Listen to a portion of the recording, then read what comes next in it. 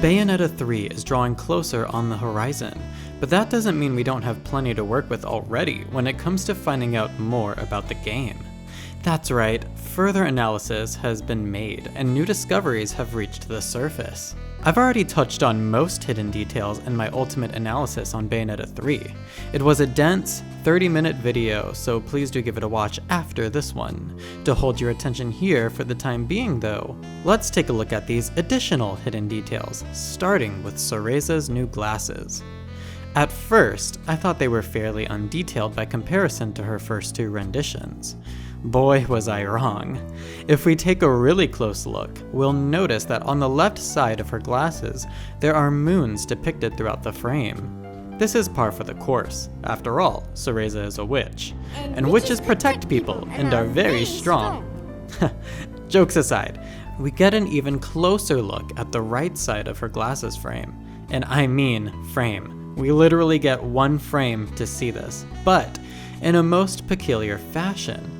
This side of her glasses has sun depictions throughout, representing what the Lumen Sages stand for, rather than witches. Very interesting. This gives us a lot of information. For starters, this is hinting at Cereza embracing both sides of her heritage, something the Bayonetta we played as in Bayonetta 1 and 2 never did, although after the events of Bayonetta 2, she might be embracing her heritage as well. Since we know this is the Cereza that went back to the past and fought out the witch hunts together with Jean, rather than getting sealed away, something must have happened during that time to allow Cereza to be happy about both sides of her heritage. Maybe all the witches and sages didn't die in this timeline.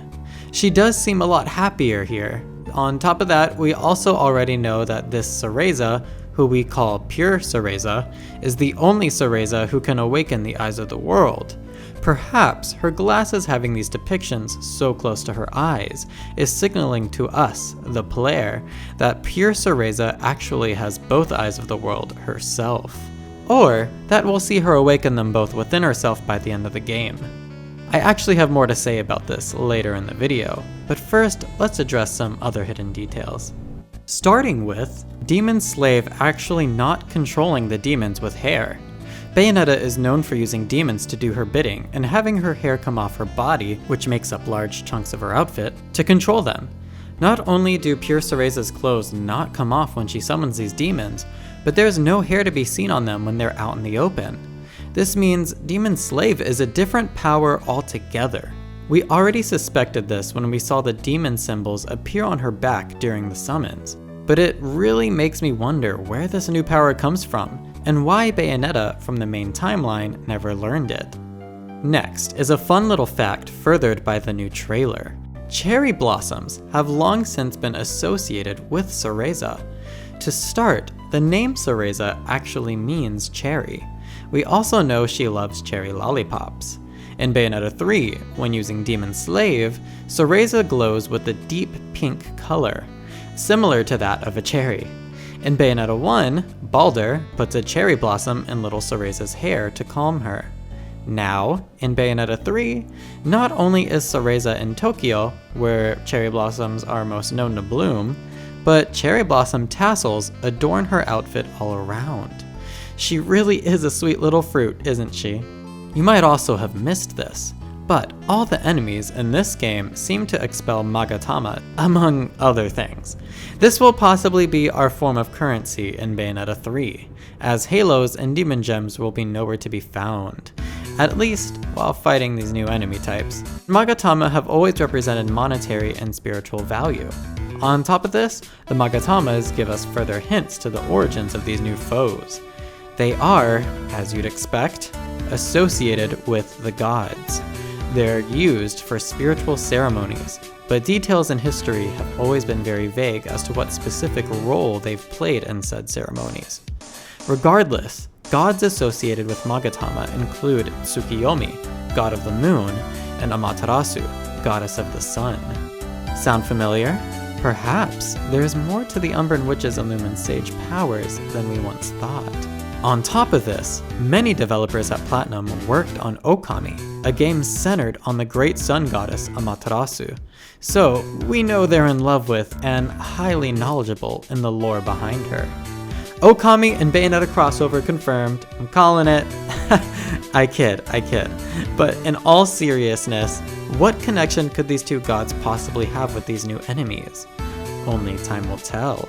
But for now, feel free to let me know your speculations down in the comments section. In the meantime, let's bring this full circle. That's right, we're going back to not only Bayonetta's glasses, but also the Bayonetta 3 logo. I've already talked in depth twice about how the Bayonetta 3 logo mimics that of the triple moon symbol associated with the goddess Hecate, both in my ultimate analysis and in my Timelines Explained video. But another comparison can be drawn here. Can you guess what it is? I'll give you a hint. Bayonetta's glasses deal with the powers of light and dark. Alright, enough conjecture. The Bayonetta 3 logo also mimics the shape of Aesir's symbol. This symbol represents the convergence of two sides, in this case, light and dark, and chaos between. This is another reason I think the eyes will converge in pure Cereza. She will inherit both eyes of the world, just as Rosa predicted. Also, side note, if you really think about it, I think Rosa knew something we don't know. Her death to Lopter in Bayonetta 2 seemed sketchy, and I find it really hard to believe she died to him so easily. Perhaps a conversation went down, and she sacrificed herself for whatever knowledge she carried? All speculation, but I figured I'd throw it out there. Anyways, we're here to talk about facts. So, back to Aesir's symbol. Not only can it represent convergence of light and dark, but in the case of Bayonetta 3's logo, it can also represent the convergence of the timelines. Maybe we'll be putting an end to the Bayonetta multiverse by condensing everything back together as one whole. Or, perhaps, the timelines will simply all converge in one pivotal moment, possibly deciding the fate of all the timelines.